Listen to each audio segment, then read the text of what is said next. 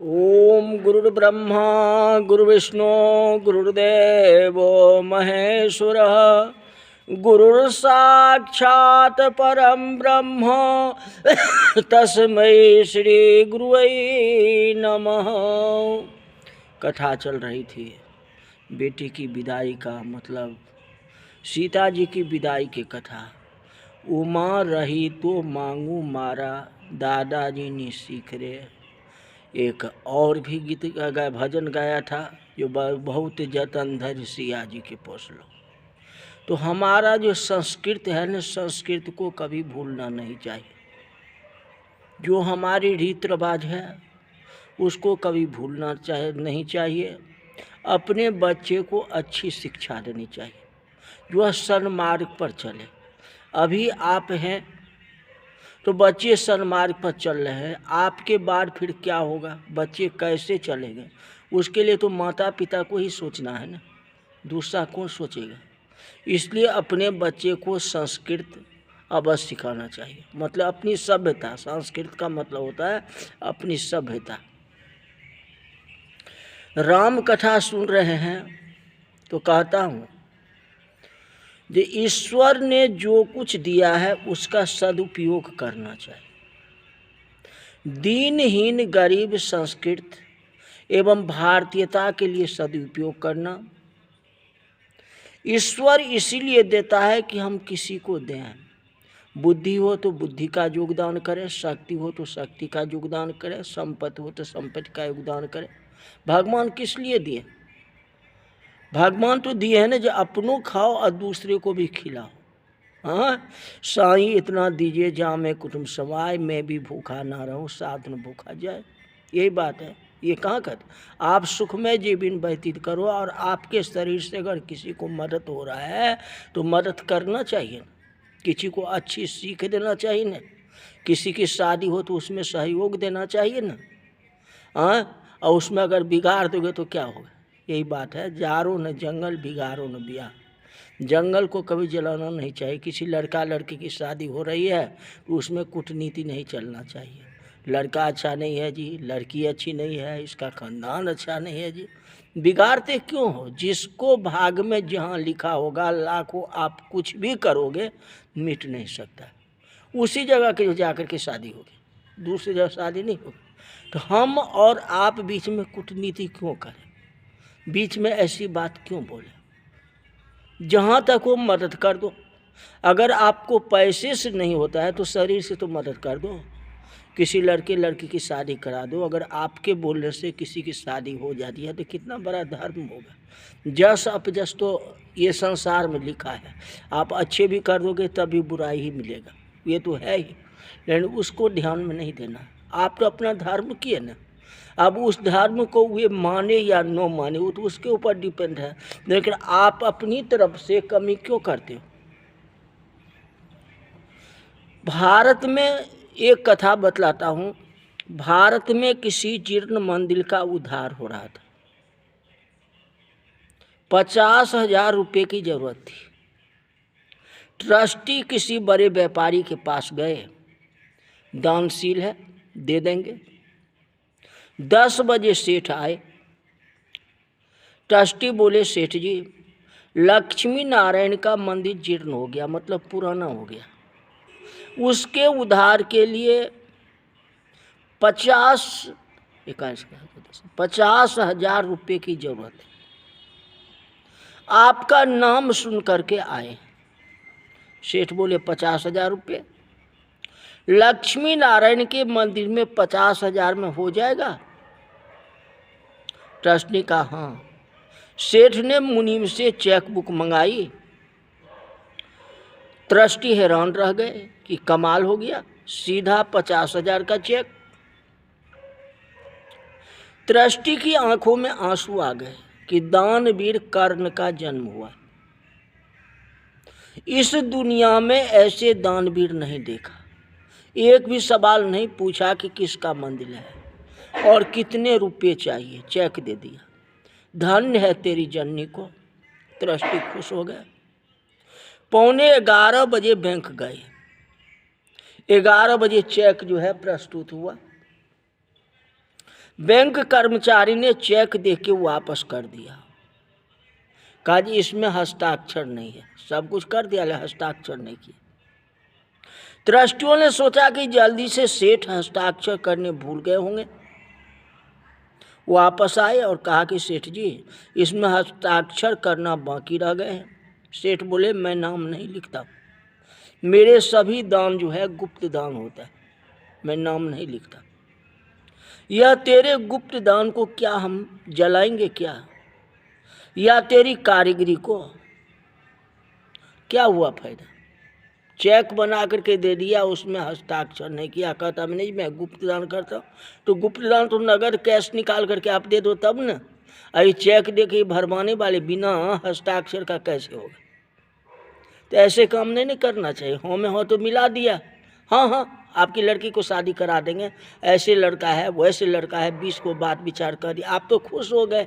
अब बाद में ऐसा फांकी मारता है जो बस गया, सब कुछ आपको तैयार है स्वयंवर का, सब कुछ हो गया, हाँ बीच में जाकर ऐसा भटक हो गया जो पूरा समाज में लज्जित होना पड़ा।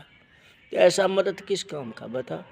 ये बात करो तो जी जान से करो ना मदद, या तो मना कर दो जो मेरे से संभव नहीं है। हाँ इस तरह से आशा दे के निराशा करना, समाज में लज्जित कर देना ये तो बेवकूफ़ी का काम है।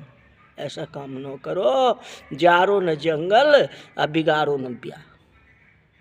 गांव में जन्माष्टमी का त्यौहार आए तो खंजरी का थाल होता है प्रसाद।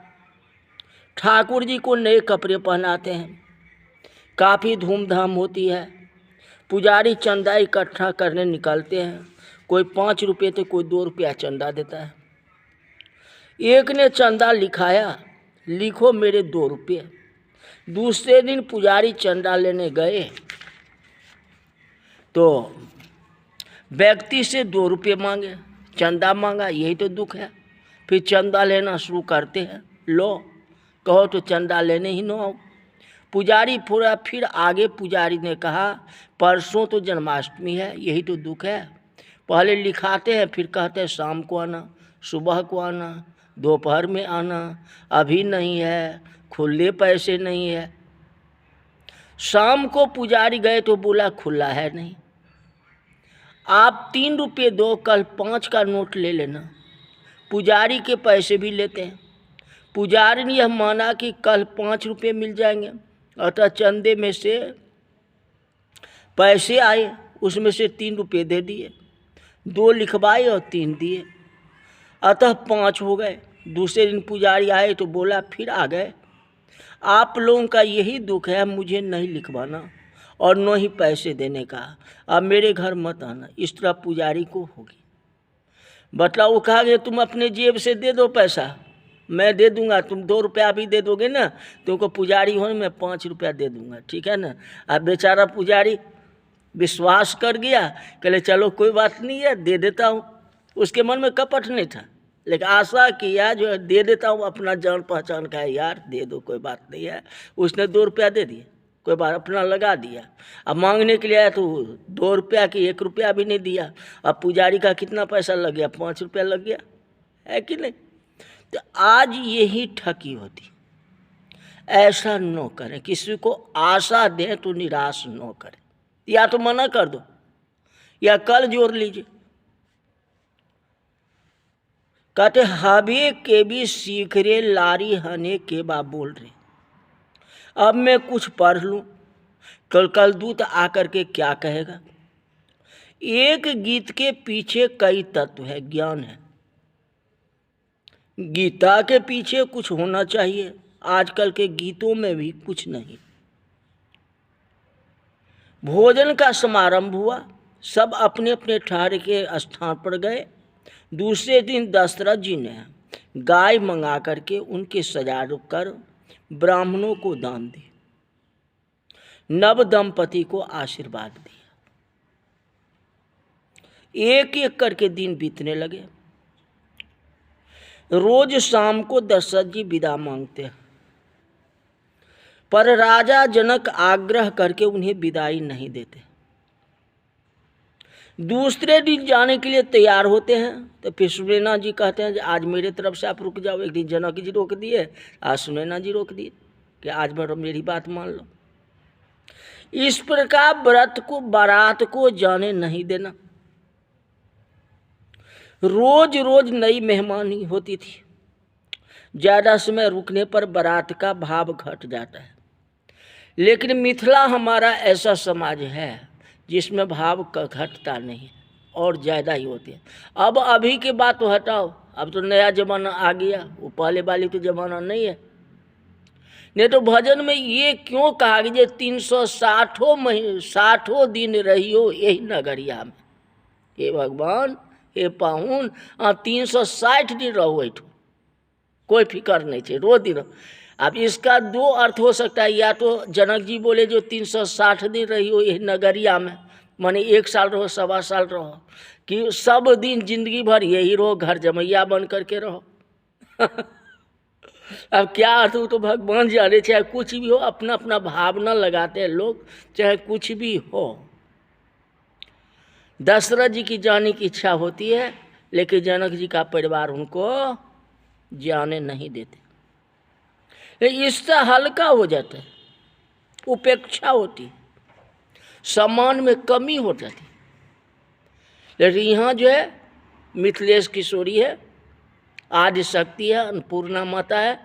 तो अन्नपूर्णा माता के पास में है क्या कमी है कोई चीज़ का, तो उनकी मान सम्मान में क्यों कम होगी। इस तरह से जो है आता रहता है। चौथे दिन कोई मेहमान आया हो तो मकान मालिक अपने मेहमान से कह देता है कि आप तो घर के हो, जरा चाय बना लाओ। होता है कि नहीं, मेहमान ऐसी होती है। एक दिन आप जाओगे तो दाल भात चावल फलाना चिलाना हेन टेन। दूसरे दिन गए तो एक दिन फिर नाश्ता में हुआ चूड़ा दही चीनी इत्यादि। अब फिर जा कर के वैसे ही रोटी में थोड़ा पराठा बना के दे दिया, फिर उसमें घी लगा करके दे दिया, एक दिन जाके भूजा दे दिया। ये अपमान में हुआ ना। पहला दिन रोजा खूब खाओ यो, कम ही नहीं है कोई चीज़ का। अरे बाद में जा कर देख लियो कि वैसे। तो ये बातें हैं, इसलिए ज़्यादा नहीं ससुराल में नहीं रहना चाहिए। लेकिन यहाँ जो है जनक जी है ना, मिथिला है ना, मिथिला में मान सम्मान की कमी नहीं होती है। और उसमें भी जनकपुर में कैसे कम हो जाए, वो तो मिथिला है। हाँ, इससे बढ़ के कुछ है ही नहीं। आगे दक्षिण जाओ पश्चिम जाओ कोई बात हो सकता है, क्योंकि 5 उंगली तो बराबरी होती नहीं है। तो वह तो जनकपुर धाम है, तो जनकपुर धाम में नहीं आदर होंगे तो और कहाँ होंगे बताओ। बुरो प्रीत को पंथ बुरो पर घर को बासो, अब बुरो नारी को नेह बुरो मूरख से हासो, बुरो सूम की सेब बुरो भगनी घर भाई, अब बुरो नार कुलच्छ सास घर बुरो जमाई, बुरो पेट प्रतिपाल बुरो शरण में भागनो, कभी गंग कहे अकबर सुनो सबसे बुरो मांगनो। पर ऐसा नहीं होता। जनकपुर में ये बात नहीं लगता। जनकपुर जो है अपवाद है। दिन प्रतिदिन नई नई मेहमानी हो रही है। दशरथ जी को इतना सत्कार किया गया जिसका वर्णन जो है सरस्वती भी नहीं कर सकती है।